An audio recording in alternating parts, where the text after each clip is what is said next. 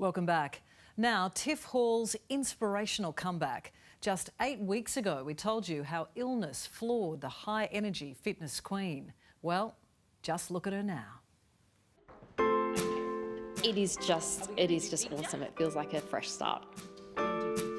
It's been a remarkable few months for fitness queen and Logie nominee Tiff Hall. I've been really lucky. Since we last spoke, I've been able to find some strategies and tools to make small improvements, and thanks to the amazing support from the ACA viewers and my TiffXO community, that support just gave me the strength to keep going, and I've made improvements. Earlier this year, Tiff revealed she'd been diagnosed with chronic fatigue syndrome, or CFS, the cruel condition robbing her of some simple joys. At the moment, my husband drives me to the park and I sit on a bench and I watch my son play. I used to be on the monkey bars with him.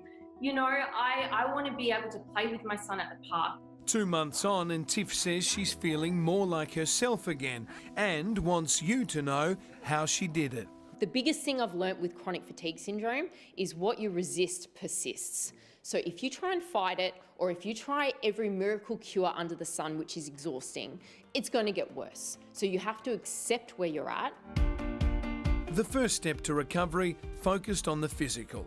Initially, CFS put the typically active Tiff in hospital, but with patience and by restarting her exercise regime at the bottom, she was able to gradually rebuild her physical fitness. I can see light at the end of the tunnel.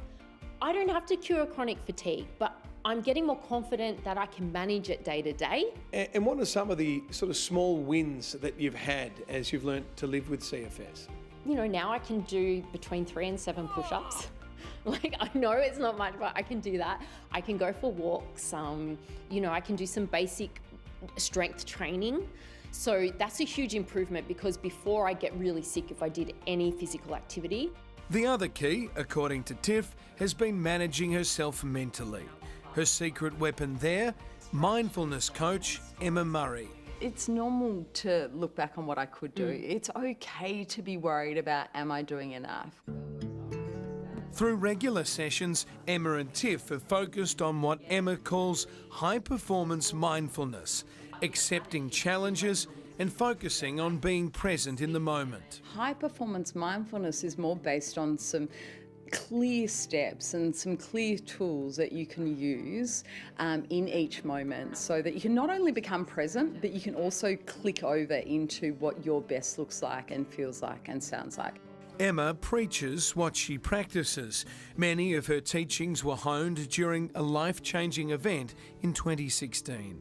My eldest son, Will, he went to the beach, a beautiful summer sunny day with a group of friends, and jumped from a pier and broke his C5, C6 vertebrae that left him with no feeling or movement from the chest and shoulders down. But I remember there was a moment when Will was in ICU, still in a coma, and I remember walking the floor, and I was practicing mindfulness as a survival tool.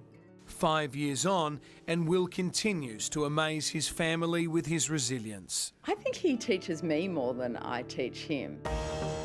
Emma's work with AFL club Richmond and their star Dustin Martin has been a key factor in the Tigers' 3 recent premierships. And she's clearly had an impact on Tiff. Just see for yourself.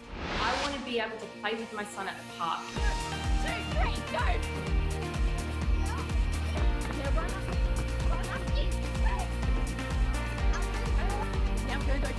About 2 months ago, you said you wanted to be back Yes. at the park with Arnold, and here you are. Yeah, this has been my goal. So getting back to the park with Arnold, running around, playing a game of chasey, going down the slides, just the basics, and I feel like I've achieved that now. So now I'm really confident I can keep moving forward in achieving other goals in chronic fatigue. We wish you well with it. Thank We're going to you. go catch up with Arnold. Yeah, let's go.